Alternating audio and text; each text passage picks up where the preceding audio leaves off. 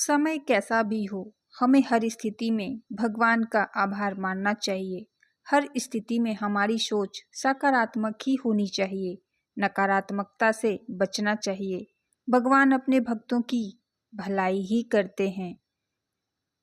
इस बात को आइए जानते हैं एक कहानी के माध्यम से। कहानी के अनुसार पुराने समय में एक सेवक महल के बाग से अपने राजा के लिए रोज अलग अलग फल लेकर जाता था। एक दिन राजा के बाग में नारियल, अमरूद और अंगूर एक साथ पक गए। सेवक सोच रहा था कि आज राजा के लिए कौन सा फल लेकर जाएं।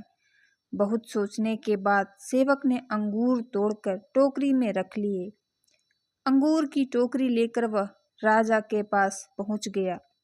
राजा अपने राज्य की समस्याओं की वजह से चिंतित थे और कुछ सोच रहे थे। सेवक ने टोकरी राजा के सामने रख दी और खुद थोड़ी दूर बैठ गया। चिंतित राजा गहरी सोच में था। वह टोकरी में से एक एक अंगूर उठाता, कुछ खाता और कुछ सेवक के ऊपर फेंक रहा था।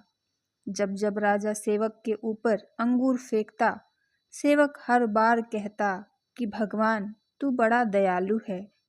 कुछ देर बाद राजा ने ये बात सुनी कि सेवक बोल रहा है, भगवान तू बड़ा दयालु है।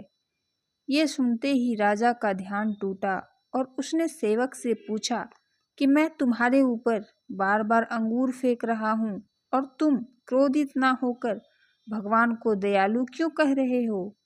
सेवक ने राजा से कहा कि महाराज, आज बाग में नारियल, अमरूद और अंगूर 3 तरह के फल पके थे। मैं सोच रहा तभी था मुझे कि लगा आपके कि लिए आज अंगूर क्या लेकर लेकर जाना जाऊं। चाहिए। अगर मैं नारियल या अमरूद लेकर आता तो मेरा हाल और बुरा हो जाता। इसलिए मैं भगवान को दयालु कह रहा हूँ। उस समय मेरी बुद्धि ऐसी कर दी कि मैं अंगूर ले आया। इसलिए कहते हैं जो होता है अच्छे के लिए होता है। समय पक्ष का हो या विपक्ष का, हमें हर स्थिति में भगवान का आभार मानना चाहिए।